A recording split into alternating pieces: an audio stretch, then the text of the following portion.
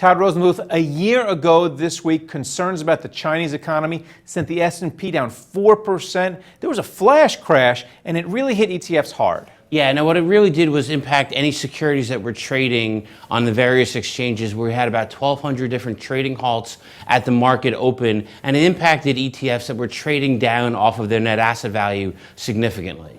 Can you expand on that a little bit more? How it specifically hit ETFs? Maybe an example? Yeah, so we had ETFs that hold individual stocks. They trade a basket of stocks. So companies like Apple, companies like General Electric were halted. Some other stocks within inside the ETF of, say, iShares, S&P 500, IVV were open. So the ETF was trading with limited information and would trade down about 20% off of its net asset value for about 3 or 4 minutes at the open before recovering. So were there bargains to be had? I mean, what does an investor or a trader do during severe market dislocations like that? So we think the best thing probably to do is just be patient, wait for the market to recover. Unless you're buying for a 3 or 4 minute time horizon, you want to make sure that you're getting trades that will be held on and be executed and considered to be fair trades. And what we've had during that time period was some confusion. Some market makers bought in and were unsure if those trades were actually clean and then perhaps stepped away. So really, patience is perhaps the best thing investors can have in that environment. So a year ago this week,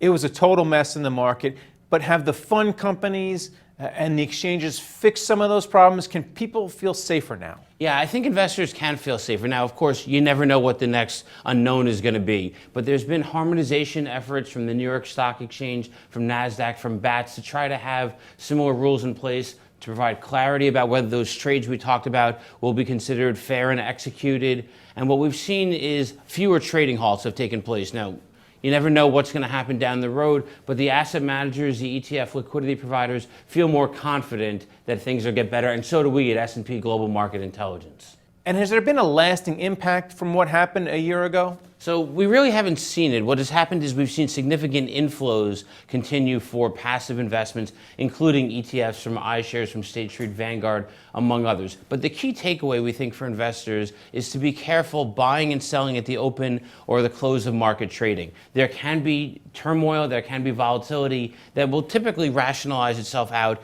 once we get into the first 20 minutes of trading and before the last 20 minutes of trading. So don't buy blindly and don't buy that early at the open would be 2 takeaways that we have at S&P Global Market Intelligence. All right, well, thanks a lot, Todd. Thank you, Greg.